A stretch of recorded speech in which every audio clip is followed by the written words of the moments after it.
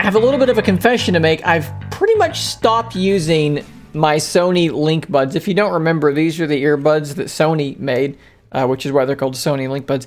And they have a hole in the middle of them, so when they're in your ear, you have the best possible audio pass-through, right? The audio from the world can just go straight into your ear holes, which I really did enjoy. I spent like $200 on these things, and like I said, I've kind of stopped using them. And initially, I stopped using them for a set of earbuds that I actually did not do a full review on. These are called the SoundPEATS Air 3s, and they're basically kind of like a clone of the original AirPods in that they don't have a rubber tip there that's going to seat into your ear. They're just going to kind of rest gently in your ear canal, and the speaker just points into your ear. And by virtue of that, you don't have a seal in your ear, so you can kind of still hear the outside world. Is it as good in terms of pass-through, in terms of all the features as the Link Buds? No. However, it's a lot closer than you might think, and it's got a couple of advantages. And the biggest advantage to me is that it's easier to put in my ear. That might sound silly,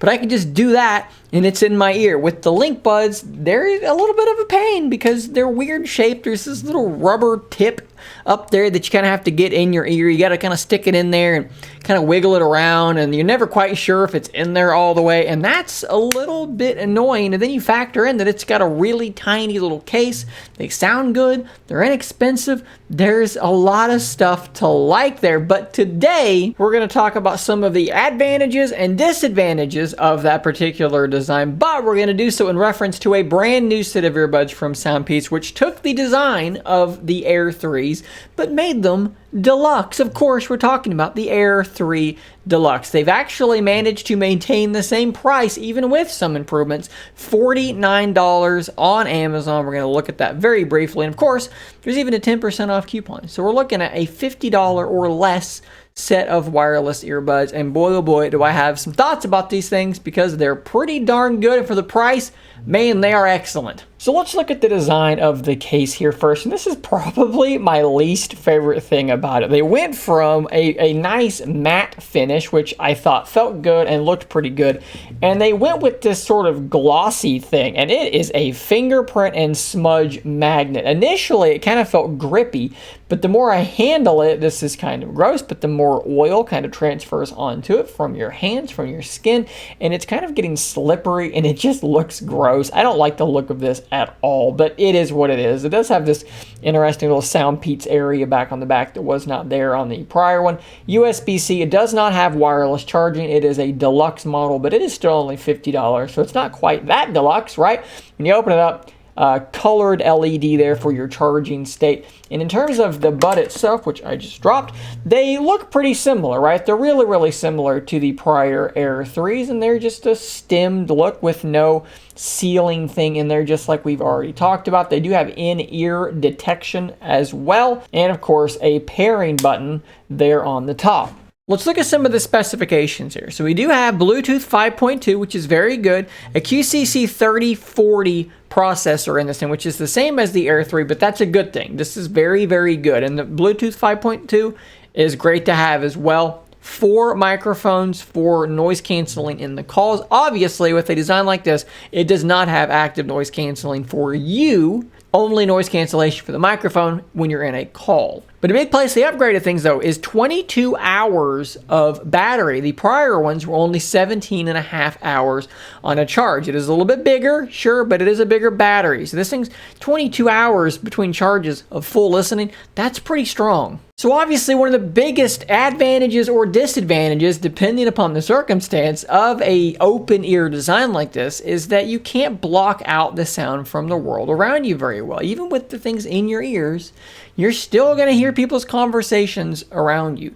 The only way to truly block this stuff out is to turn up your audio, your music very loud. And these things have a relatively large driver, 14.2 millimeters. That's bigger than a lot of wireless earbuds. And because of that, these things get very, very loud, and I gotta tell you, they sound really good. I've got some higher end earbuds from Soundcore, from Sony that sound really good, but I'm telling you, these things sound every bit as good as those earbuds, with the caveat, of course, that without a seal in your ear, you do lose a little bit of your bass. That's just how that's going to work. But with that in mind, these things still hold their own, and they do so at a far reduced price when compared to these other competitors. So I briefly mentioned the fact that they do have an app now. So SoundPEATS did not have an app for a long time. Well, now they do. So I've got this on screen. We're going to pop these guys open so that it will see them, and the app should jump in and let us start looking at some of these settings here. There we go. SoundPEATS Air 3 Deluxe. You can see the charging state of both left and right earbud. But there's actually a lot of cool things you can do here, in addition to your not cool, boring kind of stuff like firmware updates. But let's jump into our settings down here. So you can control your volume. Great to have. You have an adaptive EQ, and what this thing basically does is, over the course of about a minute, it's going to play a bunch of tones, a bunch of noises to you, and you're going to tell it when you can hear said noises. Now, it's supposed to basically analyze your hearing and then create a custom equalizer preset for you that will theoretically sound good to you. In my experience, it's okay. The good news is, though, you have all kinds of presets in here that you can choose from in terms of equalizers, and if you don't like any of those, you can set your own equalizer. This is one of these things that, look, when you talk about these cheaper earbuds, and when I say cheap, I mean inexpensive, because cheap often implies badness, but when you talk about these inexpensive wireless earbuds, just having an app is surprising, but having an app that's actually got like a proper customizable equalizer in it, you can tune the thing to sound how you want. I cannot overstate how big that is towards making these things sound really, really good, because some of these cheaper ones have pretty good drivers, a decent processor, a big set of drivers like these might have, but the actual equalizer is bad. So they don't sound good, and there's nothing you can do about it. You can't change that in any way. Well, with these, not only is the preset that it comes with actually pretty good, if you don't like it, you can fix it. Now, strangely, it shows noise reduction down here. Noise reduction is not compatible with these earbuds. It does not offer this. If you try to change these, it won't work. Don't know what to make of that. Kind of weird. There is a low latency game mode, though, that will reduce your battery life, but if you're gaming on this thing or you're watching a movie and maybe there's a little bit of like sync stuff going on that's bothering you, turn on game mode and that will take care of that for you, reduce the latency. And of course, like I said, there's in-ear detection. You pull it out of your ear and it stops playing. For those that care, this is how the controls work in terms of the touch sensitive region on the back of the earbuds. It's nothing spectacular. I do wish it was customizable, but it's not. At any rate, it's still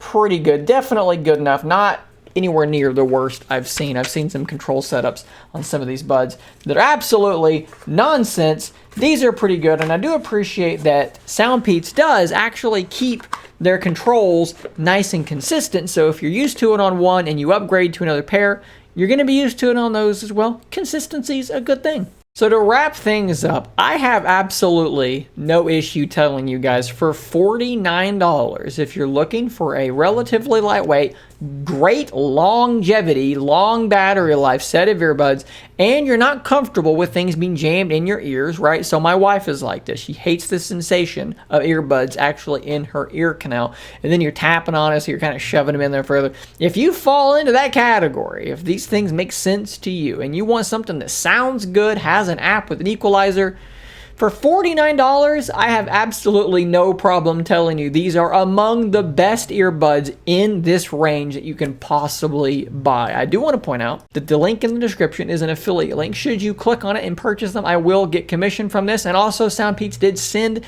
these earbuds over to me to review. They also sent this weird little panda guy. I guess this guy's called Pete's. He's their mascot. And I tell you, this thing's really heavy. I don't know why it is as heavy as it is. It's kind of squishy. Not sure what to make of this, but they asked me to maybe show you this little panda guy. So there's Pete's. He's the mascot. Maybe whenever I review their earbuds, I'll leave them sit back there on the table, watching menacingly to make sure that I don't disparage their brand too greatly. Yeah, thanks to SoundPEATS for sending them over. I really do enjoy them. They're just rock solid. I mean, if you look at the reviews here on Amazon, 53 reviews in, and we're at a 5-star rating. It's because they sound good and they're not going to break the bank. Really, my only complaint with this thing is that I hate the glossy finish. I really don't like the way they feel in my hand. It's not great, and I wish that I could actually customize the controls on them. If you fix those two things, they would be the ultimate set. Well, that, I guess, in wireless charging, but for $50, we're asking a lot at that point. At any rate, guys, thanks for watching. Let me know if you're going to pick up a pair yourself, or maybe what earbuds you're daily driving right now for yourself. Thanks for watching. Don't forget to subscribe on your way out, and until next time, stay nerdy, my friends.